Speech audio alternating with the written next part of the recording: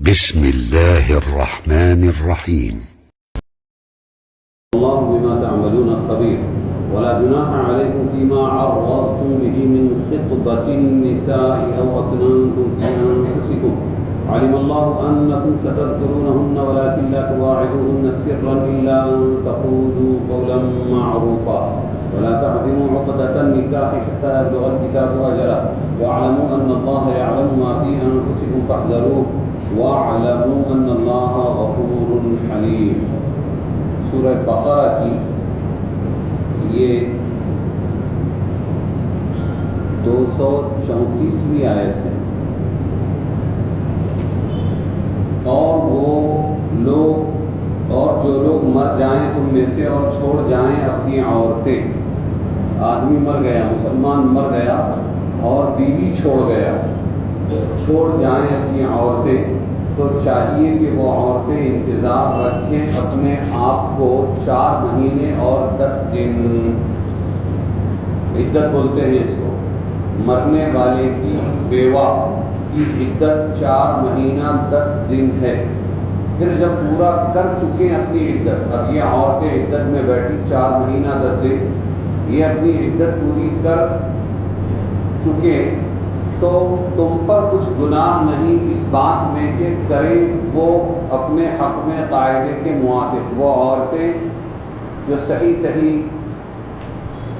طریقے پر کرنا چاہیے ایسے وہ جو چاہیں اپنے حق میں کریں، نکاح کرنا وغیرہ جو بھی ہے وہ کر سکتی ہے، اور اللہ کو تمہارے کاموں کی خبر ہے، اور تم پر کچھ گناہ نہیں ہے کہ اشارے میں کہو پیغام نکاح ان عورتوں کا، یا پوشیدہ رکھو اپنے دل میں. اللہ کو معلوم ہے کہ تم البتہ ان عورتوں کا ذکر کرو گے، لیکن ان سے نکاح کا وعدہ نہ کر رکھو چھپ کر، مگر یہی کہہ دو کوئی بات رواج شریعت کے موافق، اور نہ ارادہ کرو نکاح کا یہاں تک کہ پہنچ جائے وہ اپنی عدت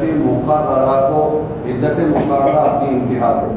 اور جان رکھو کہ اللہ کو معلوم ہے جو کچھ تمہارے دل میں ہے، سو اس سے ڈرتے رہو اور جان رکھو کہ اللہ بخشنے والا اور تحمل کرنے والا ہے. ان 2 آیتوں میں کیا سمجھایا گیا ہے؟ شوہر کی وفات ہونے کی صورت میں عدت کا بیان. عدت کہتے ہیں شوہر کے مر جانے کے بعد یا طلاق ہو جانے کے بعد عورت جو بناؤ سنگار وغیرہ چھوڑ کر اپنے گھر میں بیٹھی رہتی ہے اس کو کہتے ہیں عدت کی مدت پوری کرنا. طلاق والی کی عدت الگ ہے، اور جو وفات والی ہے، شوہر وفات پایا ہے، اس کو متوفی عنہا زوجہا کہتے ہیں عربی اصطلاح میں، اور جس کو طلاق ہوگی اس کو مطلقہ کہتے ہیں طلاق والی. تو ان دونوں کی عدتیں الگ ہیں اور اکثر مسلمانوں کو معلوم نہیں ہے. ابھی ایک بڑے دیندار آدمی کا، میرے دوست کا انتقال ہوا، اور اس کی بیوی نے جیسے تیسے 40 دن پورے کیے اور 41ویں دن وہ باہر نکل گئے. مسلمان عورتوں میں یہ بہت بڑی جہالت ہے کہ ان کو متوفی عنہا زوجہا کی عدت بھی نہیں معلوم ہے، وہ ایک ہی لاٹھی سے سب کو ہانکنا چاہتی ہے. طلاق والی کی عدت تو 3 MC کا گزر جانا ہے، اس کے بعد وہ اپنا نکاح کر سکتی ہے، بناؤ سنگار بھی کر سکتی ہے وغیرہ. لیکن جس کا شوہر گزر جائے تو چونکہ اللہ کے بعد سب سے بڑا سہارا تھا وہ، شوہر کا نہ رہنا بے چھت ہو جانا ہے، ساری بلائیں عورتوں پر آ جاتی ہیں. اتنی بڑی مصیبت پڑی ہے اس پر، اس لیے یہ غم جو شریعت 3 دن سے زیادہ غم منانے کی اجازت نہیں دیتی، باپ مر جائے، بیٹا مر جائے، نبی مر جائے، مولانا مر جائے، عالم مر جائے، کوئی مر جائے، لیکن 3 دن سے زیادہ عدت 3 دن سے زیادہ سوگ غم منانا نہیں ہے. وہی شریعت کہتی ہے 4 مہینہ 10 دن تک کے تو سوگ منا، اس لیے کہ تو اب بے سہارا ہو گئی ہے، تیرا بہت بڑا نقصان ہو گیا.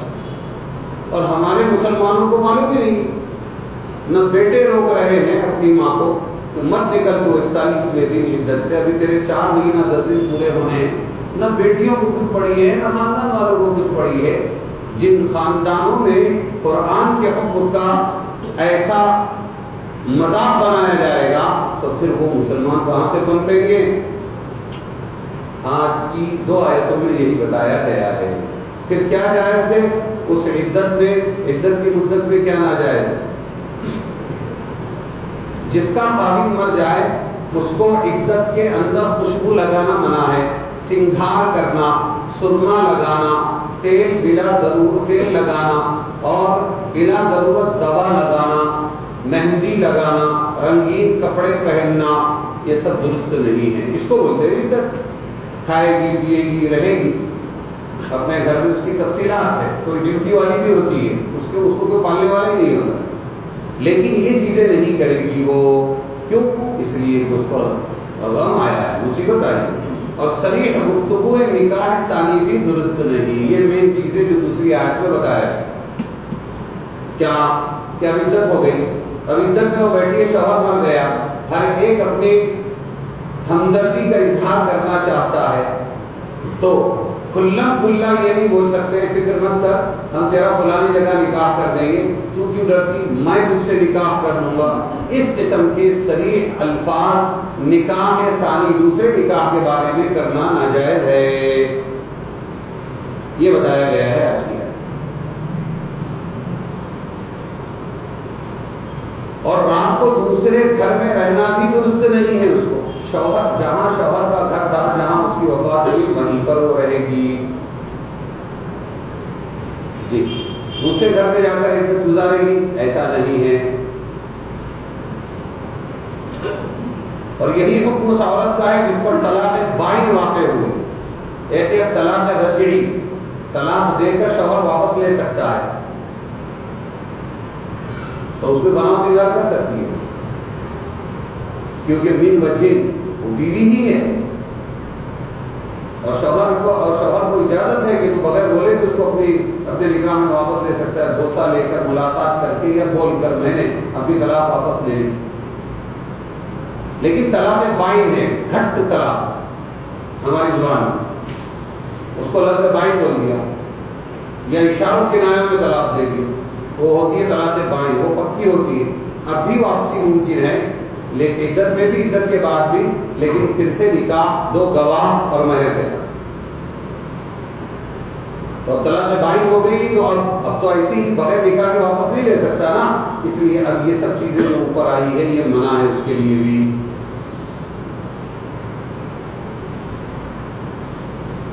اب ایک مسئلہ خالی بتا دیتا ہوں، جیسے مسائل کی کتابیں ہیں پوری، کہ کسی ضرورت سے یہاں کوئی ہے ہی نہیں اور وہ اپنا گھر بدل کے دوسری جگہ اپنے بیٹوں میں جا کر یا اپنے مائکے میں جا کر وہاں پر عدت گزارنا چاہتی ہے تو مجبوریوں کی وجہ سے ایک مرتبہ یہاں سے وہاں سفر کر سکتی ہے اور جا کے عدت گزار سکتی ہے، بار بار ادھر ادھر نہیں جائے گی، وہ مفتیوں سے پوچھ لیں۔ تو کتنے دن پورے کرنا ہے کہ اگر چاند رات کو خادم کی وفات ہوئی ہے تو یہ مہینہ 30 کا ہو یا 29 کا ہو، چاند کے حساب سے عدت پوری کی جائے گی، اور اگر چاند رات کے بعد وفات ہوئی ہے تو یہ سب مہینے پھر 30 کے پکڑے جائیں گے، مہینہ 29 کا آگے یا 30 کا آگے، یعنی کل 130 دن پورے کریں۔ بہت سے لوگ اس سے غافل ہیں۔ تو اس کے اندر ایک بات یہ کہی کہ تم کچھ بھلی بات کہہ سکتے ہو، دلاسے کی بات، اللہ بھلا کرے گا۔ حضور پاک صلی اللہ علیہ وسلم پہنچے، حضرت ام سلمہ رضی اللہ عنہا کے شوہر کا انتقال ہوا، بہت اچھے شوہر تھے، آپ صلی اللہ علیہ وسلم پہنچے تو آپ نے دلاسا دیا اور فرمایا انا للہ و انا الیہ راجعون پڑھتی رہ۔ 2 فائدے ہیں، ایک تو اللہ غم ہلکا کرے گا، دوسرے جو نعمت چھین لیا ہے اس سے بہتر نعمت دے گا۔ عورت اس وقت تو کچھ نہیں بولتی ہے، دل میں بات تو آ جاتی ہے، بعد میں کہا کرتی تھی میں سوچتی تھی کہ ابو سلمہ سے بہتر کون شوہر ملے گا میرے کو، اتنا اچھا اتنا پیارا شوہر، لیکن میں پڑھتی نہیں انا للہ و انا الیہ راجعون۔ حضور پاک صلی اللہ علیہ وسلم عدت پوری ہونے کے بعد خود اکیلے میرے گھر میں تشریف لائے، میں نے جلدی سے چٹائی بچھائی، میں کپڑے رنگ رہی تھی اور سلمہ میرا بیٹا ابھی چھوٹا تھا، سمجھدار تھا، چھوٹا تھا۔ آپ صلی اللہ علیہ وسلم چٹائی پہ بیٹھے، آپ نے ڈائریکٹ یوں کہا، اے ام سلمہ میں تجھ سے اپنا نکاح کرنا چاہتا ہوں۔ اے اللہ کے رسول میری عمر زیادہ ہے، فرمائے میری بھی عمر زیادہ ہے۔ یہ حضور صلی اللہ علیہ وسلم کی میرا خیال ہے کہ یہ 55 سے 63 کے بیچ کا زمانہ ہے۔ میرے بچے ہیں، تیرے بچے میرے بچے ہیں، مجھے غیرت گوارا نہیں، میرے اندر غیرت بہت ہے، سوکناتا برداشت نہیں ہے۔ میں اللہ سے دعا کروں گا، اللہ کی بھی غیرت ہے، رسول کی بھی غیرت ہے، اور میں دعا کروں گا اللہ میرے لیے یہ مسئلہ آسان کر دے گا۔ کسی روایت میں مجھے یاد ہے، پکا نہیں۔ چوتھی بات یہ تھی کہ میرے خاندان والے اس کو قبول نہیں کریں گے، تیرے خاندان والے اس کو قبول کر لیں گے، میں گارنٹی دیتا ہوں۔ ام سلمہ رضی اللہ عنہا نے فوراً اپنے بیٹے ابو سلمہ سے کہا، اٹھ میرا نکاح حضور کے ساتھ کرا دے، یہ ہے ہماری شریعت۔ تو ابو سلمہ سے بہتر شوہر ملے گی نہیں؟ کون ہوگا؟ فاحش ہوگا، بزرگ ہوئی، قصہ مختصر رسول پاک صلی اللہ علیہ وسلم۔ تو بھلی بات کر سکتے، ڈائریکٹ میں تجھ سے نکاح کروں گا، تیرا نکاح کرا دیں گے، ایسے الفاظ عدت پہ جائز نہیں ہے۔ عدت کا احترام ہے، کیوں؟ اس لیے کہ یہ پہلے سے کنیکشن زیادہ ہے، اس کا پہلے کے لیے عدت پوری کر رہی ہے، اس میں دوسرے کا تذکرہ نہیں۔ یہ ہے اسلام کا مزاج۔ ہم تو کہاں سے کہاں چلے گئے، ہم تو اتنے گر گئے نعوذ باللہ کہ ابھی دیکھتے ہیں کہ واتاورن کیسا ہے۔ ابھی شادی ہوئی ہے بچے کی، 6 مہینہ ہوا، 4 مہینہ ہوا، 1 سال ہوا، اور پہلا بچہ ٹھہرا تو رکھنا کے نکال کے پھینک دینا۔ ہم تو اس چکر میں رہتے ہیں۔ یہ سب ان نقیدتن عظیم عورتوں کی سازشیں ہوتی ہیں۔ اور پھر آگے کی بات ہے، کیا اس کا درد لے کے بیٹھی، وہ 17 ٹھیک ہے، 10 گھرے کر لیں گے تیرے واسطے، کہاں سے جائز ہے یہ بات؟ وہ تو بیوی ہے اس کی، ادھر اس کو ورغلاتے ہیں، یہاں اس کو ورغلاتے ہیں۔ عدت کے اندر مر گیا شوہر، عدت کے اندر بھی جو نکاح کی ڈائریکٹ بات کرنا جائز نہیں ہے، وہ نکاح کی باتیں کسی کی بیوی ہوتے ہوئے آپ کرتے ہیں، یہ کون سا اسلام؟ 30 سال پہلے کی بات ہے، مفتی صاحب وہ نکاح پڑھانا ہے ہم کو، بولا پڑھاؤ گے، ہماری کیا ضرورت ہے، پڑھاؤ نا۔ نہیں، بات یہ ہے کہ وہ نکاح کل ہونے والا ہے، تو پھر پہلے شوہر سے طلاق نہیں لیے، چٹھیاں بھی بانٹ دی، کال بھی بک کر لیے، سب کچھ کر لیے۔ لم یقل احد بجواز نکاح منکوحۃ الغیر، دنیا کے کسی مذہب میں ایک کی بیوی کے ساتھ میں دوسرا نکاح کرنے کی اجازت کسی مذہب نے نہیں دی۔ یہ تو اسلام ہے۔ کہاں گیا مسلمان؟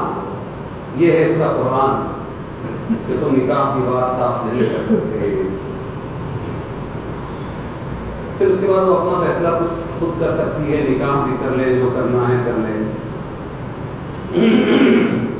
اگلی آیت ہے، لا جناح علیکم ان طلقتم النساء ما لم تمسوهن او تفرضوا لهن فريضة ومتعوهن على الموسع قدره وعلى المقتر قدره متاعا بالمعروف حقا على المحسنين وان طلقتموهن من قبل ان تمسوهن وقد فرضتم لهن فريضة فنصف ما فرضتم الا ان يعفون او يعفو الذي بيده عقدة النكاح وان تعفوا اقرب للتقوى ولا تنسوا الفضل بينكم ان الله بما تعملون بصير۔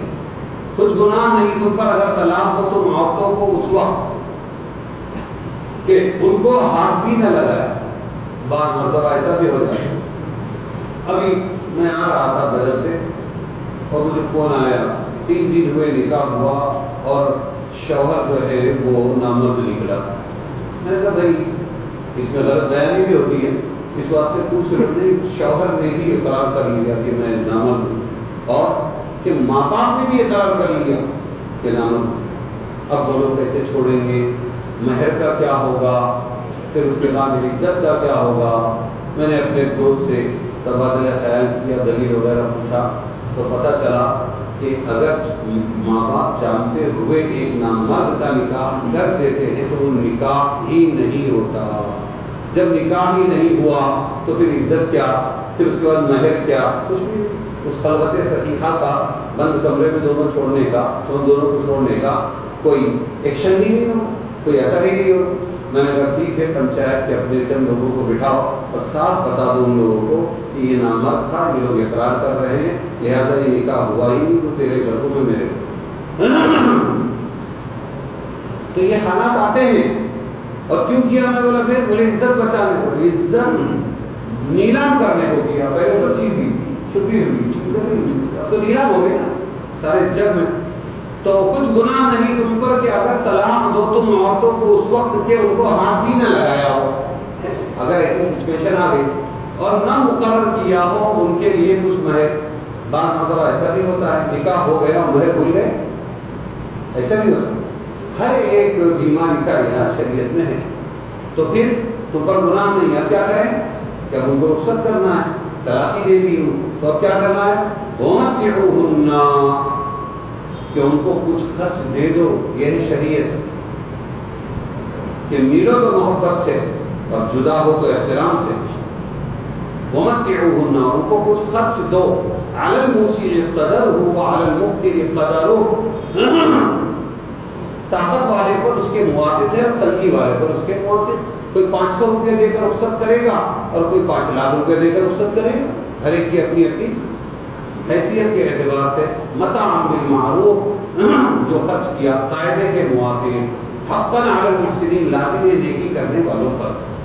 جو نیکی چاہتے ہیں وہ یہ سب فالو کریں گے، اور جو نیکی نہیں چاہتے ہیں تو پھر ان کا یہ حال ہے کہ برائی کرتے پھریں گے، اپنے عیبوں کو چھپائیں گے. دیکھو جدا ہونے کا بھی کتنا پیارا طریقہ بتایا. وَإِن طَلَّقْتُمُوهُنَّ مِن قَبْلِ أَن تَمَسُّوهُنَّ اور اگر طلاق دو ان کو ہاتھ لگانے سے پہلے اور ٹھہرا چکے تھے تو ان کے لیے مہر. پہلی صورت میں مہر ٹھہرا ہوا نہیں تھا، اس میں مہر طے ہے لیکن ہاتھ لگائے بغیر وہاں بھی چھوڑا یہاں بھی چھوڑا. تو آپ کیا کریں؟ تو لازم ہوا آدھا مہر. کتنا دیں گے؟ مہر طے تھا تو آدھا مہر دے کر رخصت کریں گے جو تم مقرر کر چکے تھے. مگر یہ کہ زر کریں عورتیں. ہاں یہ اختیار ہے کہ عورتیں خود کہیں نہیں بھائی میری جان چھوڑ دو خالی اور تم کو بھی تکلیف پہنچی ہے اس لیے مجھے کچھ بھی مہر ہوگا بس میں چلی. یا درگزر کرے وہ شخص کہ اس کے اختیار میں ہے گرہ نکاح کی، یعنی مرد جس کے ہاتھ میں پاور ہے نکاح کو رکھنے اور توڑنے کا، وہ خود ہی درگزر کرتے جانے وہ پورا مہر لے. عورت بولے کچھ بھی مت، لیکن شریعت کہتی ہے کہ آدھا آدھا. اور تم درگزر کرو تو قریب ہے پرہیزگاری کے. مردوں کو پھر کہا ایک طرف تو یہ بات بتا دی مردوں کہ مرد نکاح کے باقی رکھنے یا توڑنے کا اختیار کس کا ہے؟ مرد کا. اور دوسری بات یہ بھی بتایا کہ مردوں تم معاف کر دو، ذرا دل بڑا کر کے جو طے ہوا تھا وہ دے دو تو یہ تمہارے لیے زیادہ تقوی کے قریب ہے پرہیزگاری کے. اور نہ بھولا دو احسان کرنا آپس میں. کوئی کتنا بھی دشمن ہو جائے، کل کے دوست آج کے دشمن ہو جاتے لیکن کل پھر یاد آتا ہے کہ کچھ بھی ہو کچھ نہ کچھ اس میں خوبی تھی، خیر تھا، وہ بھی یاد کرتی ہے یہ بھی یاد کرتا ہے. تو آپس کے احسانوں کو بھی مت بھلاؤ. شیطان ایک پوائنٹ جو پکڑتا ہے وہ اسی کو پکڑ کے دو ٹکڑا کرا دیتا ہے. بعد میں بچتا کے فائدہ نہیں. تو اللہ فرما رہے ہیں کہ تم آپس کے احسانوں کو بھی مت بھلاؤ اور اللہ تعالیٰ دیکھ رہا ہے جو کچھ کرتے ہو.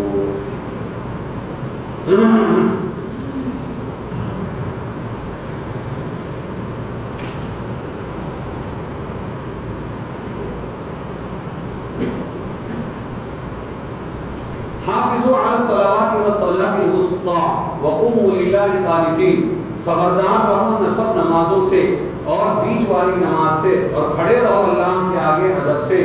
پھر فَإِنْ خِفْتُمْ فَرِجَالًا أَوْ رُكْبَانًا پھر اگر تم کو ڈر ہو کسی کا تو پیادہ پڑھ لو، پیدل چلتے چلتے پڑھ لو یا سوار ہو کر پڑھ لو. فَإِذَا أَمِنْتُمْ پھر جس وقت تم امن پاؤ فاذکروا اللہ تو اللہ کو یاد کرو. کما علمکم جیسا کہ اس نے تم کو سکھلایا، ما لم تکونوا تعلمون جو تم نہیں جانتے تھے. ابھی بات چل رہی تھی طلاق کی، عدت کی بات چل رہی تھی، اس کے ساتھ میں یہ نماز کی بات آ گئی. درمیان میں نماز کے احکام بیان فرمانا اشارہ اس طرف ہے کہ مقصود اصلی تو اللہ کی طرف متوجہ ہو. نکاح ہو، طلاق ہو، معاملہ ہو، بیماری ہو، خرید و فروخت ہو، رہنا ہو، زندگی گزارنا ہو، جان کیا ہے مسلمان کی؟ اللہ ہو، اللہ کا جان کہ اللہ کی طرف متوجہ ہو. آدمی کیا کرتا ہے جب ٹینشن میں آتا ہے تو ٹینشن میں نمازیں چھوڑ دیتا ہے. کیا بات اتنی دنوں رمضان آ رہا ہے، اس سے پہلے یہ ادھر کا بزنس کروں، ادھر کا مال لے کر آؤں، پھر یہ کروں، پھر نماز تو پڑھتے ہی رہنا. پھر جب کوئی مسئلہ آتا ہے بیوی کے ساتھ جھگڑے کا تو ٹینشن ٹینشن ٹینشن ٹینشن، اس کے اندر نماز ہی سب سے پہلے نماز کا پوچھنے والا سامنے نہیں، اس واسطے نماز سے قربان ہو جاتی اور فرصت زندگی میں آتی نہیں، ٹینشن کے بعد پھر ٹینشن آتا ہے۔ اس لیے فرمایا تم ملو یا جدا ہو، بھلا ہو یا برا ہو، غم ہو یا خوشی ہو، ہر حال میں اپنے اللہ کے ساتھ تمہارا کنیکشن جڑا رہنا چاہیے، اس لیے کہ سارے مسئلے ختم ہونے کے بعد آخری مسئلہ تو اس کا باقی ہی رہنے والا ہے، جانا کدھر ہے؟ اللہ ہی کے پاس۔ توجہ الی الحق یہ ہے اصل، اور معاشرت اور معاملات کے احکام سے علاوہ اور مصلحتوں کے اس توجہ کی حفاظت اور ترقی بھی مقصود ہے۔ چنانچہ جب ان کو خدائی احکام سمجھ کر عمل کیا جائے، یہ آپس کا توڑ ٹکڑا، یہ طلاق کے مسائل، یہ مہر کا دینا، اسی طرح خرید و فروخت، ان تمام معاملات اور معاشرت کو اگر کیا سمجھ کے اللہ کا حکم سمجھ کے کیا جائے گا تو توجہ لازم ہوگی۔ پھر یہ تین احکام میں ادائے حقوق عباد بھی ہے۔ یہ سب کیا ہے؟ طلاق، نکاح، یہ بندوں کے حقوق ہے، بیوی پر شوہر کا اور شوہر پر بیوی کا، یہ حقوق ہے، ان کو ادا کرنا ہے۔ اور حقوق عباد کے تلف کرنے اور برباد کرنے سے اللہ سے دوری ہو جاتی ہے۔ کیا ہو جاتا ہے؟ ہاں، شوہر بھول ہی جاتا ہے، ہاں یہ فلانے کمزور کی بیٹی ہے، اور فلانے بیچارے غریب کی بہن ہے، اور فلانے کی یہ ہے، فلانے ان کا خاندان ایسا ہے، ہم پاور والے ہیں، ہم بڑے لوگ ہیں، ہم یہ کر ڈالیں گے، ہم وہ کر ڈالیں گے۔ ارے یہ بھی تو سوچ کہ یہ بندی کس کی ہے؟ کیا ہے یہ بندی کس کی ہے؟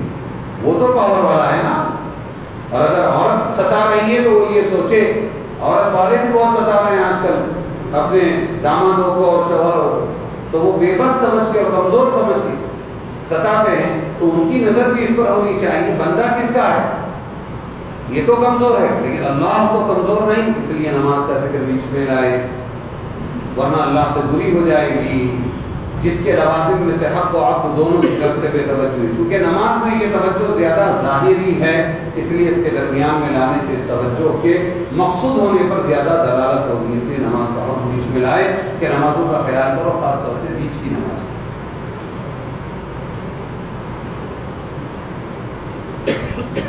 یہ بیچ والی نماز کون سی ہے؟ اکثر علماء کا کہنا ہے عصر ہے، اور تجارت وغیرہ والوں کی بہت قضا ہو جاتی ہے، اس میں اس کا خاص دھیان دلایا گیا۔ اس سے پہلے تو نماز ہے، اس کے بعد نماز تو کھڑے ہو کر پڑھنا ہے، لیکن کوئی مجبوری ہے، کوئی پریشانی ہے تو چلتے چلتے بھی نماز پڑھ سکتے ہیں۔ وہ حالات، وہ جنگ کے حالات ہیں اور مصیبتوں کے حالات ہیں، جیل کے حالات ہیں، جہاں آگے پڑھنے کا کوئی موقع نہیں ہو سکتا ہے، تو وقت قضا ہو رہی ہے، تو چلتے چلتے بھی نماز پڑھ سکتے ہیں۔ سواری پر جا رہے ہیں، سواری میں نماز پڑھ سکتے ہیں۔ قبلہ نہیں مل رہا ہے، تحری کر کے سوچ کر نماز پڑھ سکتے ہیں، سوچ کر نماز ادھر پڑھ لیں۔ تو بعد میں کسی نے کہا کہ ارے بھائی ادھر نہیں، ادھر کا قبلہ، تب بھی نماز ہو گئی، اب دہرانے کی ضرورت نہیں، کیونکہ اس نے کوشش کی اور کوئی بتانے والا نہیں۔ سواری پر نماز پڑھ رہے ہیں، جانتے ہیں کہ قبلہ ادھر ہے اور ٹرین آ رہی ہے، ٹرین جا رہی ہے، اگر دلی سے آ رہی ہے تب تو اس طرح ہو کر کے نماز پڑھ سکتے ہیں، یعنی ٹرین جا رہی ہے وہاں نماز پڑھو۔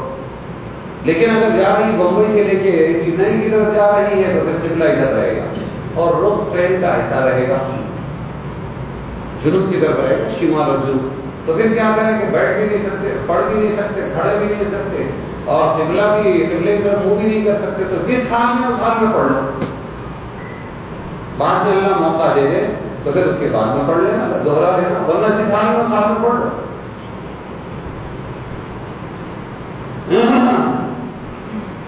تو کتنا آسان کیا اللہ تبارک و تعالی۔ والذین یتوفون، پھر طلاق کا مسئلہ ہے، عدت متوفى عنها زوجها کا، والذین یتوفون منکم ویذرون ازواجا وصیۃ لازواجهم متاعا الی الحول غیر اخراج فإن خرجن فلا جناح علیکم فیما فعلن فی انفسهن من معروف واللہ عزیز حکیم وللمطلقات متاع بالمعروف حقا علی المتقین كذلك یبین اللہ لکم آیاتہ لعلکم تعقلون۔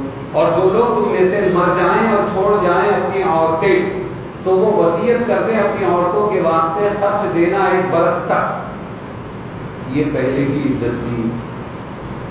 4 مہینہ 10 دن نہیں، پہلے اسلام سے پہلے کی عدت. 1 برس تک کی وصیت کرے بغیر نکالنے کے گھر سے کہ دیکھو میرے مرنے کے بعد میری بیوی کو یہاں سے نہیں نکالنا، یہ گھر میں 1 سال تک وہ رہ سکتی ہے. پھر اگر وہ عورتیں خود نکل جائیں تو کچھ گناہ نہیں تم پر. نہیں میں نہیں رہتی، میں جاتی تو تم پر کوئی گناہ نہیں ہے اس میں کہ وہ عورتیں کرے اپنے حق میں بھلی بات، تم کو جو سمجھ میں آیا کرے. اور اللہ زبردست ہے، حکمت والا ہے. اور طلاق دی ہوئی عورتوں کے واسطے خرچ دینا ہے قاعدے کے موافق. طلاق ہو گئی تو پھر کہ وہ عدت کا بھی خرچہ اس کو دینا ہے. عدت کس کے پیسے پہ گزارے گی؟ لازم ہے پرہیزگاروں پر. اسی طرح بیان فرماتا ہے اللہ تعالیٰ تمہارے واسطے اپنے حکم تاکہ تم سمجھ لیں. بیوہ عورت کی سکونت اور متاع کی بعض اقسام کا بیان. بیوہ ہو گئی عورت تو اب اس کا خرچہ کس پر ہے، وہ کتنے کہاں رہے گی، کتنے دن رہے گی، یہ سب باتیں اس میں بتائی گئی. زمانے جاہلیت جب بھی آئے گا تو سمجھنا کفر اور شرک کا زمانہ، ہمارے محمد صلی اللہ علیہ وسلم سے پہلے کا زمانہ. زمانے جاہلیت میں وفات زوج کی عدت 1 سال تھی.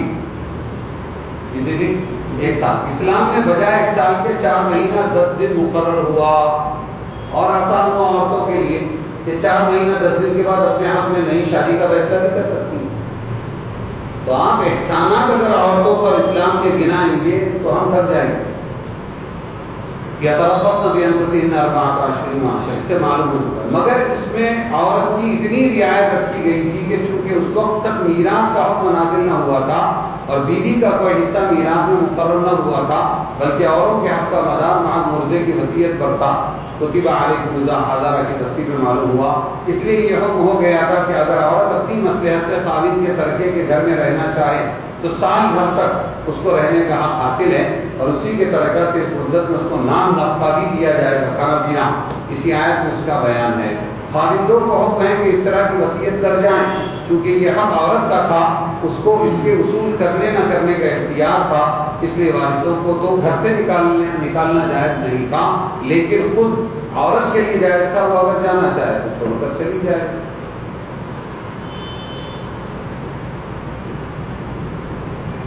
وَلِلْمُطَلَّقَاتِ مَتَاعٌ بِالْمَعْرُوفِ میں پھر وہی کہا گیا کہ جن کو طلاق دے دی ہے ان کو غصے سے روانہ مت کرو، کچھ کپڑا لتا دے کر ان کو روانہ کرو.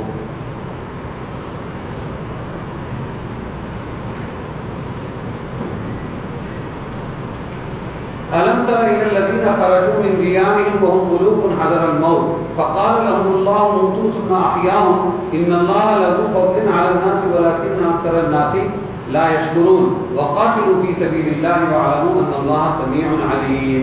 کیا نہ دیکھا تو نے، یعنی محمد صلی اللہ علیہ وسلم آپ نے نہیں دیکھا ان لوگوں کو کہ جو نکلے اپنے گھروں سے اور وہ ہزاروں تھے موت کے سر سے، پھر فرمایا ان کو اللہ آنے کے مر جاؤ، پھر ان کو زندہ کر دیا. بے شک اللہ فضل کرنے والا ہے لوگوں پر، لیکن اکثر لوگ شکر نہیں کرتے. اور لڑو اللہ کی راہ میں اور جان لو کہ اللہ بے شک تو سنتا ہے. یہ 3 آیتیں ان میں ایک عجیب و بلیغ انداز میں اللہ کی راہ میں جان و مال کی قربانی پیش کرنے کا حکم دیا گیا، ہدایت دی گئی ہے. اور اس میں یہ سمجھایا گیا موت اور حیات تقدیر الہی کے تابع. موت اور زندگی تقدیر الہی، اللہ نے طے کیا ہے تو موت آئے گی اور طے کیا ہے تو زندگی رہے گی. جنگ و جہاد میں جانا موت کا سبب نہیں. جنگ اور جہاد میں جائیں گے تو مریں گے، گھر بیٹھیں گے تو بچیں گے. جو سوچ ہے اس کی عاقبت نفی اور بزدلی سے جان چرانا موت سے بچنے کا ذریعہ نہیں. جان مت بچا، موت آنی ہے آ کر رہے.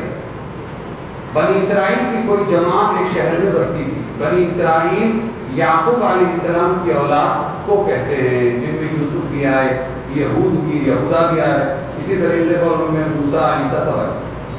اسرائیل یعقوب ان کی اولاد میں ایک جماعت یہ نبیوں کا خاندان تھا، ایجوکیٹڈ تھا. اس شہر میں بستی تھی. وہاں کوئی سخت وبا، طاعون وغیرہ ہوا رہا، بیماری، کبھی پلیگ بولتے کبھی کیا بولتے، جیسے ابھی کرونا ہے تو بیماری پھیلی. یہ لوگ جو تقریباً 10,000 کی تعداد میں تھے گھبرا اٹھے اور موت کے خوف سے اس شہر کو چھوڑ کر سب کے سب دو پہاڑوں کے درمیان ایک کھلے میدان میں جا کر نکلی، بستی چھوڑ دی اور دو پہاڑوں کے بیچ میں جا کے ٹھہرے۔ اللہ تعالیٰ نے ان پر اور دنیا کی دوسری قوموں پر یہ واضح کرنے کے لیے کہ موت سے کوئی شخص بھاگ کر جان نہیں چھڑا سکتا، دو فرشتے بھیج دیے جو میدان کے دونوں سروں پر آ کر کھڑے ہو، ایک ادھر اور ایک ادھر، اور کوئی ایسی آواز کی انہوں نے زور سے فرشتوں نے جس سے سب کے سب ایک ساتھ مر گئے۔ ابھی ایک بھی زندہ نہ رہا۔ آس پاس کے لوگوں کو جب اس واقعے کی اطلاع ہوئی، یہاں پہنچے 10,000 انسانوں کے کفن دفن کا انتظام آسان نہ تھا، اس لیے ان کے گرد ایک احاطہ کھینچ کر حسیرہ سا بنا دیا، پاڑا جیسا بنا کے ان کی قبر بنا دی۔ ان کی لاشیں حسب دستور گل سڑ گئی، ہڈیاں پڑی رہ گئی۔ ایک زمانے دراز کے بعد بنی اسرائیل کے ایک پیغمبر جن کا نام حزقیل علیہ السلام تھا، ان کو بتلایا گیا، ان کا اس مقام سے گزر ہوا، اس باڑے قبر بڑی قبر کو دیکھا کہ جگہ جگہ انسانی ڈھانچے ہیں، ہڈیاں بکھری ہوئی ہیں، حیرت زدہ رہ گئے، اور وحی کے ذریعے ان لوگوں کا پورا واقعہ ان کو بتا دیا گیا ہے کہ یہ ایسا ہوا رہا۔ حضرت حزقیل نے دعا کی، یا اللہ ان لوگوں کو پھر سے زندہ فرما دے۔ اللہ نے دعا قبول فرمائی، اور پھر اس وقت انہوں نے ان ہڈیوں سے یوں کہا، حزقیل علیہ السلام نے ایھا العظام البالیہ ان اللہ یأمرکی ان تجتمعی، اے پرانی ہڈیوں، اللہ تمہیں حکم دیتا ہے کہ ہر جوڑ کی ہڈی اپنی جگہ جمع ہو جائے۔ پیغمبر کی زبان سے اللہ کا حکم ان ہڈیوں نے سنا اور حکم کی تعمیل کی، جن کو دنیا بے عقل و بے شعور سمجھتی ہے، مگر دنیا کے ہر ذرے ذرے کی طرح وہ بھی تابع فرمان یعنی ہڈیاں، اور اپنے وجود کے مناسب عقل و ادراک رکھتی ہیں، اللہ تعالیٰ کے مطیع ہیں۔ قرآن نے کہا اعطا کل شیء خلقہ ثم ہدی، اللہ نے ہر چیز کو اس کی پیدائش کر کے اسے ہدایت دے دی کہ تجھے کیا کرنا، ہر چیز کو، ہڈی پتھر اور جانور، ہر چیز کو پیدا فرمایا، پھر اسے اس کے مناسب حال ہدایت، تو وہ زندہ ہو گئی وہ ہڈیاں، سب لوگ پھر سے زندہ ہو گئے۔ یہ واقعہ عاقلہ دنیا کے فلاسفروں اور عقلاء کے لیے دعوت فکر اور منکرین قیامت پر حجت قاطعہ ہونے کے ساتھ اس ہدایت پر مشتمل ہے۔ ایک ہدایت ہے اس میں کہ موت کے خوف سے بھاگنا، چاہے جہاد سے ہو یا کسی بیماری سے ہو یا طاعون سے ہو، وبا سے ہو، اللہ تعالیٰ اور اس کی تقدیر پر ایمان رکھنے والے کے لیے ممکن نہیں، بھاگنا نہیں چاہیے۔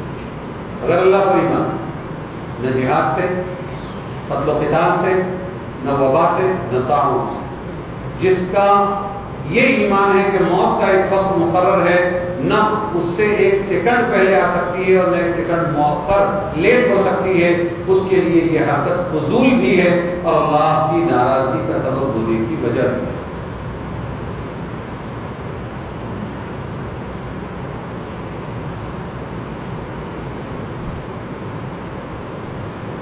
تدبیر پر تقدیر غالب ہے، تدبیر پر تقدیر غالب ہے، تقدیر الہی کے مقابلے میں کوئی تدبیر کارگر نہیں ہو سکتی، اور جہاد سے یا تعاون وغیرہ سے بھاگنا جان بچانے کا ذریعہ نہیں ہو سکتا، اور نہ ان میں قائم رہنا، یعنی رہنا وہیں پر، یہ موت، اس سے موت آئے گی یہ بھی نہیں ہو سکتا، بلکہ موت کا ایک وقت معین ہے، نہ اس میں کبھی کمی ہو سکتی ہے نہ زیادتی۔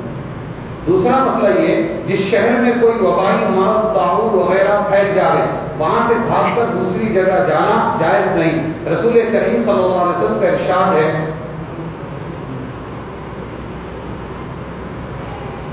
یعنی اس بیماری طاعون کے ذریعے اللہ تعالیٰ نے تم سے پہلی قوموں پر عذاب نازل فرمایا، تو جب تم یہ سنو کہ کسی شہر میں طاعون وغیرہ وبائی مرض پھیل رہا ہے تو نہ وہاں جاؤ، اور اگر کسی بستی میں یہ مرض پھیل جائے تو وہاں موجود ہو سے وہاں سے بھاگ کر نکلو بھی نہیں، نہ جانا ہے وہاں نہ وہاں سے بھاگ کر نکلنا۔ ایک واقعہ ہے، حضرت فاروق اعظم حضرت عمر رضی اللہ عنہ ایک مرتبہ ملک شام کے ارادے سے چلے، تبوک اس راستے میں تھا، سرحد شام پر تبوک کے قریب ایک مقام سرب ہے، سرب، وہاں پہنچ کر معلوم ہوا کہ ملک شام میں سخت طاعون پھیل گیا، کالرا وبائی بیماری، یہ تعاون ملک شام کی تاریخ میں ایک عظیم سانحہ تھا. اس تعاون کا نام تعاون عماواس تھا، اس لیے کہ عماواس نامی بستی سے یہ شروع ہوا. جیسے کورونا کو تو بولتے ہیں نا چائنا کی کوئی بستی وہاں سے شروع ہوا، تو عماواس مشہور تھا کیونکہ اول تعاون عماواس پہ ہوا جو بیت المقدس کے قریب ہے. پھر سارے ملک میں پھیل گئے، ہزاروں انسان جن میں بہت سے صحابہ تابعین تھے وہ بھی تعاون میں شہید ہو گئے. فاروق اعظم نے تعاون کی شدت کی خبر سنی کہ اسی مقام پر ٹھہر کر صحابہ کو جمع مشورہ ملک شام میں جانا چاہیے یا یہاں سے واپس مدینہ جانا چاہیے. جتنے حضرات تھے ان میں سے کوئی بھی ایسا نہیں تھا جنہوں نے کوئی حدیث حضور سے اس کے بارے میں سنی تو وہ سب چپ. ہم تو کتنا بولتے ہیں بولنے میں کچھ معلوم نہیں آتا، پتہ نہیں ٹھوکتے رہتے تو چپ. ایک صحابی آگے بڑھے وہاں آئے عبد الرحمن ابن عوف رضی اللہ عشرہ مبشرہ صحابہ میں سے. انہوں نے کہا میں نے سنا رسول اللہ صلی اللہ علیہ وسلم کو فرماتے تھے کہ تعاونی گلٹی ایک گاٹھ نکلتی تھی اور پھر اس کے بعد وہ بیمار پورا جسم بیمار کر دیتا. درد کا ذکر کیا تو فرمایا یہ ایک عذاب جس سے بعض امتوں کو عذاب دیا گیا، پھر اس کا کچھ بقیہ رہ گیا. اب اس کا یہ حال ہے کہ کبھی چلا جاتا ہے، یہ بیماری کبھی جاتی کبھی آتی ہے. تو جو شخص یہ سنے کہ فلاں خطہ زمین میں یہ عذاب آیا ہوا ہے اس کو چاہیے کہ اس خطہ زمین میں نہ جائے، اور جو شخص اس خطے میں پہلے سے موجود ہے تو تعاون سے بھاگنے کے لیے وہاں سے نہ نکلے. جو ہے وہ نکلیں گے نہیں، تعاون سے ڈر بیماری سے ڈر. جو باہر ہیں وہ جائیں گے نہیں. حضرت فاروق اعظم نے جب یہ حدیث سنی تو اپنے ساتھیوں کو کہا چلو واپس مدینہ چلتے ہیں، ہم شام میں داخل نہیں ہوں گے. تو حضرت ابو عبیدہ ابن جراح بڑے جلیل القدر صحابی تھے، وہ ملک شام کے عامل اور امیر اور گورنر بھی تھے. انہوں نے فوراً یہ سن کر کہا افرار من قدر اللہ، کیا اللہ کی تقدیر سے بھاگتے ہو؟ امیر المؤمنین اللہ کی بولنے میں بنداز تھے وہ، اس لیے وہ سب بیلنس میں تھے. ہم سکون سکون ہو گئے ڈنڈے ہلانے والے، اس لیے ہمارے جو امیر رہتے وہ سڑک جاتے ہیں. یعنی کیا آپ اللہ تعالیٰ کی تقدیر سے بھاگنا چاہتے ہیں امیر المؤمنین؟ فاروق اعظم نے جواب فرمایا ابو عبیدہ کاش یہ بات کوئی اور کہتا تو میں اس کو سبق سکھاتا. یعنی تمہاری زبان سے ایسی بات قابل تعجب ہے کہ مجھے ایسا کہہ رہا نہ نفر من قدر اللہ الی قدر اللہ. ہاں ہم اللہ کی تقدیر سے بھاگ رہے ہیں، اللہ ہی کی تقدیر کی طرف. رسول نے فرمایا کہ جاؤ مت اندر وہ بستی میں، اس لیے ہم حضور پاک صلی اللہ علیہ وسلم کے ارشاد سے معلوم ہوا جس شہر یا بستی میں تعاون وغیرہ امراض وبائی پھیلے ہوئے ہوں باہر والوں کو وہاں جانا ممنوع ہے، اور وہاں کے رہنے والوں کو اس جگہ سے موت کے خوف سے بھاگنا ممنوع ہے. اور تفصیلی بیان ہے. اس کا خلاصہ یہ ہے کہ اگر کوئی پھر بھی وہاں کسی کام سے جاتا ہے، ایمان مضبوط ہے اس کا، پھر بھی جاتا ہے تو جانا جائز ہے. اگر کوئی اس بستی کو چھوڑ کر کسی کام سے نکلتا ہے موت کے ڈر سے نہیں تو نکلنا جائز. ایسی تفصیلات ہے. آپ غور کر سکتے ہیں کہ ان کا بیس کیا ہے جو دنیا میں اس وقت کرونا کی وجہ سے روک رہے، ٹوک رہے، منہ پر لگام ٹھوک رہے، ناک کی سانس بند کر رہے ہیں. ہاں دن کو نکل سکتے ہیں، رات کو نکل نہیں سکتے ہیں، ڈسٹینس کے ساتھ بیٹھ سکتے ہیں، ایسے نہیں بیٹھ سکتے، ہوٹل میں نہیں کھا سکتے، وہی ہوٹل سے انہی ہاتھوں سے پکا ہوا لے کر گھر میں جا کر کھا سکتے ہیں. ادھر کرونا آتا ہے ادھر کرونا نہیں آتا ہے. ان کا کوئی بیس نہیں، ان کا کوئی بیس نہیں. تو آج اگرچہ نہ کہہ سکے لیکن اگلا مؤرخ یہ بات لکھے گا کہ ساری دنیا میں مسلمانوں نے اور خصوصاً بھارت کے مسلمانوں نے اتنی بڑی قربانی دی ہے کہ فرسٹ سٹیج کے اسلام کو چھوڑ کر ہم نے سیکنڈ سٹیج کے اسلام کو اپنایا ہے. کیا فرسٹ اور کیا سیکنڈ تو سنیے.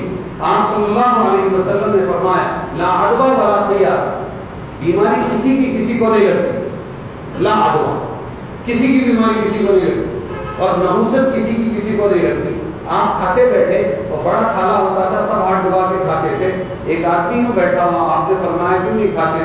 بولے مجھے کوڑ کی بیماری، سفید کوڑ. فرمایا تو ذرا ہچکچایا، آپ نے ہاتھ پکڑا اور سیدھا ہاتھ دبایا اندر، سم اللہ وقل، لے اللہ کا نام اور کھا، کوئی بیماری کسی کو نہیں لگتی، اپنے تھالی میں کھلایا۔ یہ ہے ہمارا ایمان، کوئی بیماری کسی کو نہیں، یہ ہمارا ایمان۔ دوسری طرف آپ نے فرمایا فرد من المجذوم فرارک من الاسد، جس کو لیپرسی کی بیماری ہوتی ہے، وہ گوشت گل کے گرتا ہے، اگر کسی کو بیماری ہے تو اس سے ایسے بھاگو جیسے تم شیر کو دیکھ کے بھاگتے ہو۔ یہ حدیث بتلاتی ہے کہ بیماری لگتی ہے اس واسطے بھاگنا چاہیے۔ اب دو حدیثیں، ادھر یہ ہے کہ کسی کی بیماری کسی کو نہیں لگتی، اور یہاں یہ ہے کہ بیمار سے بھاگو۔ یہ کیوں؟ فرسٹ سٹیج پہلے بتایا، ایک ہے مضبوط ایمان والے، کچھ نہیں ہوتا، جو ہوتا ہے اللہ کی ذات سے ہوتا ہے۔ بیماری اگر لگی ہوئی ہے تو اس جزامی سے، اس کوڑ والے سے نہیں لگی، بلکہ اللہ کے حکم سے مجھے لگی ہے۔ ایک حدیث اور جوڑ لوں اس میں، ایک آدمی آیا اور آ کر کہنے لگا، اللہ کے رسول دیکھو نا، فلانا آیا اور کھجلی والا اونٹ لے کے آیا، اور اس کے کھجلی والے اونٹ نے میرے سارے اونٹوں کو کھجلی لگا دی۔ آپ نے فرمایا فمن اعدل اول، تو پہلے کو کھجلی کس نے لگائی تھی؟ کیا جواب؟ بھائی تیرے اس کو اس نے لگائی، اس کو وہ فلانے کے اونٹیں لگائی، اس کو کس نے لگائی؟ کوئی پہلا ہوگا نا جس کو کھجلی لگی ہوگی، تو اس کو کس نے کھجلی لگائی؟ لاجواب تھا کہ اللہ نے لگائی، اور میں ہر ایک کو اللہ ہی لگائی۔ یہ ہے ہمارا گریڈ ہمارے ایمان کا۔ ہم نے اپنے ذمہ داروں کے قوانین کا احترام کرتے ہوئے، پالن کرتے ہوئے، فرسٹ گریڈ کے ایمان کو چھوڑ کر، اسلام کو چھوڑ کر ہم نے سیکنڈ گریڈ کو اپنایا ہے۔ اور سیکنڈ گریڈ کیا ہے؟ کہ ایسے بھاگو جزامی سے جیسے شیر سے بھاگتے ہو۔ یہ کون؟ ارے کڑ کے ایمان والا، پیر اٹھایا تھا نا اس لیے زکام ہو گیا، اور تیرے ساتھ جو چائے پیا نا وہاں سے تیرے کو بیماری لگی، تو بازو میں سوئی نا تو چوہا تیرے سب میرے ڈوکے کے اندر آ گئے، میرے سر میں آ گئے، تیری وجہ سے میں پسیمت ہو گیا، تیری وجہ سے میرے کو کھجلی لگی۔ ارے سب ہوا ہے اللہ کی مرضی سے، لیکن جو بندہ اتنا کمزور ایمان کا ہے کہ وہ جھگڑے کرتا ہے، جو تو کرتا ہے، دوسروں کو دوش دیتا ہے، تو بابا جڑ کو ختم کرنا، شک شبے کی جڑ کو ختم کر، تو وہ جزامی اور بیمار کے پاس رہے مت، وہاں سے بھاگ جائے، ایسے جیسے کہ شیر کو دیکھ کے بھاگ جاتے ہیں لوگ۔ سمجھ میں آیا؟ یہ کمزور ایمان کے لیے کہا، کرتے بیٹھتا ہے۔ لیکن فرسٹ گریڈ کا جو ایمان والا ہے وہ کیسا ہے؟ جو ہوتا ہے اللہ کی ذات سے ہوتا ہے، اللہ کے سوا۔ پھر بھی ہم سے یہ گلہ ہے کہ وفادار نہیں، ہم وفادار نہیں، تو بھی تو دلدار نہیں۔ تو اس زمانے میں جس نے بھی اپنے مرکز میں بیٹھ کے یہ کہا تھا کہ جو ہوتا ہے اللہ کی ذات سے ہوتا ہے، بالکل صحیح کہا تھا۔ موقع محل کے اعتبار سے ذرا سا غلط بات ہو گئی ہوگی، باقی بات اپنی جگہ صحیح تھی۔ اس پر یہ الزام ہے، اتنی قربانیوں پر یہ الزام ہے کہ اس کی وجہ سے ہوا، اس کی وجہ سے ہوا، یہ گروپ کی وجہ سے ہوا، وہ جماعت کی وجہ سے ہوا، یہ تراویح کی وجہ سے ہوا۔ ارے کسی سے کچھ نہیں ہوتا، جو ہوتا ہے اللہ کی ذات سے ہوتا ہے۔ یہ ہمارا ایمان۔ کل شب برات ہوگی، یعنی بیانات ہوں گے یا بیان کی برات نکلے گی، کچھ پتہ نہیں ہے۔ اس لیے مولانا ابرار صاحب نے فرمایا کہ آج تھوڑی سی روشنی ڈال دو شب برات کے بارے میں۔ کچھ لوگ بہت متشدد ہیں، وہ کہتے ہیں بالکل اس کی شرعی حیثیت نہیں بانی، اس کی بالکل شرعی حیثیت نہیں ہے۔ اور کچھ لوگ ہیں وہ کہتے ہیں کہ نہیں، اس میں اتنے حلوے پکاؤ اور اس میں اتنی فضیلت ہے، اور روزہ رکھو اور رات کو جاگو اور بارات قبرستان کو جاؤ۔ تو ایسا کچھ بھی نہیں، بلکہ حدیثوں کے خلاصے سے یہ ہے کہ اس رات کی اہمیت تو ہے، لیکن اس کی ایک حد میں ہے۔ ایسا نہیں ہے کہ اس رات کے اندر بہت فضیلتیں ہیں تو تھوڑی بہت عبادت کرنا ہے۔ اگر کوئی عبادت کر سکے تو عام عبادت کر سکتا ہے جو عام دنوں میں کرتا ہے۔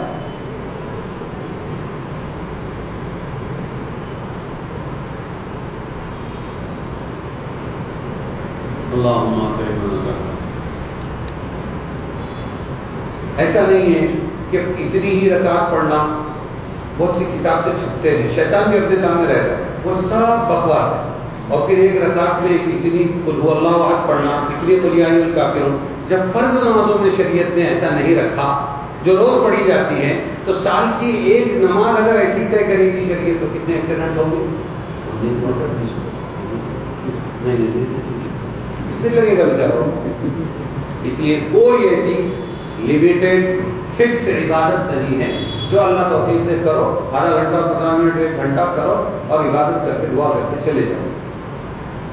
یہ ہے رات کو تھوڑی بہت عبادت. نہیں کر سکے عشاء کی نماز جماعت سے پڑھو اور فجر کی نماز جماعت سے پڑھو، پوری رات تم کو عبادت کرنے کا ثواب روز ملتا ہے. تو شب برات میں بھی ملے گا. شب برات کو شب برات کیوں کہتے ہیں؟ شب یعنی رات، برات یعنی پاک ہونا. آدمی صحیح رہے تو اللہ اس کو گناہوں سے پاک کر دیتا ہے. اور پھر اس کے بعد دن میں روزہ ہے، اور وہ روزہ بھی ایسا ہے کہ مستحب ہے، رکھو تو ثواب ملے گا، نہ رکھو تو کوئی گناہ نہیں ہے. نہ رکھنے کو غلط سمجھنے والا خود غلط ہے. ہاں، چونکہ اس میں سال بھر کے اعمال ایک خاص کھاتے سے خاص کھاتے میں دیے جاتے ہیں. کون زندہ ہوگا کون مرے گا. تو اللہ کے رسول صلی اللہ علیہ وسلم فرماتے تھے میں یہ چاہتا ہوں کہ روزے کی حالت میں میرے یہ فیصلے ہو، اس لیے میں روزہ رکھتا ہوں. لیکن کوئی زبردستی اس میں نہیں ہے، اس میں مغفرت ہوتی ہے، یہ بات اپنی جگہ طے ہے. لیکن بعض ایسے بد نصیب ہیں جن کی مغفرت اس میں بھی نہیں ہوتی ہے. جیسے مشرک، اللہ کے ساتھ کسی کو شریک کرنے والا، وہ ایک جو بت پرستی کرتا ہے وہ تو ہے ہی. ہم مسلمانوں میں بھی جو بچہ دینے کی طاقت اللہ کے سوا کسی اور کے پاس ہے، بیماری اچھی کرنے کی طاقت اللہ کے سوا کسی اور کے پاس ہے، میرا بھلا کرنے کی طاقت اللہ کے سوا کسی اور کے پاس ہے. اگر اللہ کے ساتھ کسی کو بھی شریک کرے گا وہ بھی مشرک کہلائے گا. سمجھ میں آیا؟ اور وہ بھی اللہ اس کی بھی مغفرت نہیں کرے گا. اس لیے صرف اللہ واحد ہی کا کارساز ہے، یہ یقین بنا لو. مشاہد، زبردستی کسی کے بارے میں بغض رکھنے والا، کاہلی کرنے والا، دل کے اندر انسان کو انسان سے کینہ نہیں اچھا. جس سینے میں کینہ ہو وہ سینہ نہیں اچھا. تو دل پاک ہونا چاہیے. کالے دل والے کی مغفرت نہیں ہوگی، معاف کرو سب کو. مدمن خمر یعنی بہت شراب پینے والا، اللہ تعالیٰ اس کو جنت کی شراب سے محروم کر دے گا. تو شرابی کو بھی شراب سے توبہ کر لینا چاہیے. مسبل ازار، اوپر سے جو کپڑا پہنتے ہیں وہ ٹخنوں سے نیچے پہنچانا، یعنی ہمارے یہ ٹخنے چھپانا، موزے کے ذریعے نہیں، اوپر سے اترنے والا کپڑا ٹخنے سے نیچے لٹکانا. اور کھڑے کھڑے اگر لٹک رہا ہے تو بیٹھے ہوئے ٹخنے پہ آ گیا تو عورت کے لیے ٹخنے چھپانا یہ ضروری ہے، اور مرد کے لیے ٹخنا کھلا رکھنا یہ ضروری ہے. تو اس کی بھی مغفرت نہیں ہوتی. اسی طرح قاتل جو جان بوجھ کے کسی مسلمان کو قتل کر دے اس کی مغفرت نہیں ہوتی. قاطع جو تعلقات کو توڑ دے، رشتے ناتوں کو توڑ دے، آپس کے رشتے ناتوں کو بول چال بند کر دے، رشتے ناتوں کو توڑ دے. ہاں ایک ہے کہ وہ ناتا جوڑنا چاہتا ہے، لیکن جہاں ناتا جوڑنے جائے فساد کے سوا خود سامنے والا ہی ٹیڑھا ہے تو پھر خاموش رہے، دل صاف رکھے. جہاں آنا سامنے ہوا السلام علیکم وعلیکم ختم، اس سے زیادہ بات نہ پڑھاؤ. آپ ماں باپ کا نافرمان، اس کی بھی مغفرت نہیں ہوتی. ہاں، آپ کا مطلب دل ٹکڑے ٹکڑے کر دینے والا، اتنا ستایا ماں باپ کو کہ اس کے دل ٹکڑے ہو گئے تو وہ بھی اس کی مغفرت نہیں ہوتی. زانی، زنا کرنے والی عورت خاص طور سے، اور زنا کرنے والا مرد، کہ عورتوں سے تو اس کا تصور ہی نہیں ہونا چاہیے، اتنے پردے میں رکھا اللہ تعالیٰ نے. تو یہ 8 قسم کے لوگ ہیں جن کی مغفرت نہیں ہوتی. باقی اس کے ساتھ میں شب برات کے ساتھ میں جو دوسری چیزیں جوڑ دی گئی ہے، اور مردوں کی عید ہے. شب برات کو کیا بولتے ہیں؟ اور حلوے پکاتے ہیں، اور ادھر سے ادھر پارسل، ادھر سے ادھر پارسل، ادھر سے ادھر پارسل. حلوے بہت پکتے ہیں اور کھلائے جاتے ہیں، اس کی فضیلتیں بھی بیان کی جاتی ہیں. ایسا کچھ بھی نہیں ہے. آئی شب برات بڑی دھوم دھام سے، اور زندوں میں مان کھا لیا مردوں کے نام سے.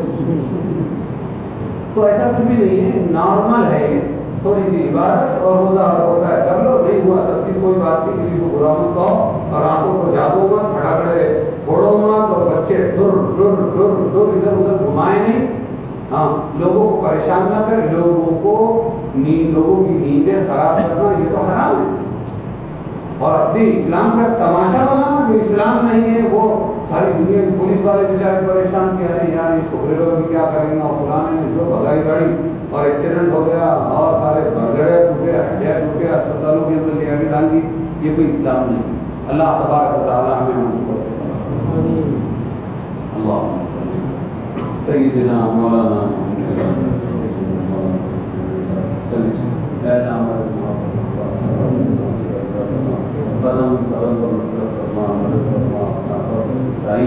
شامل حال فرمانا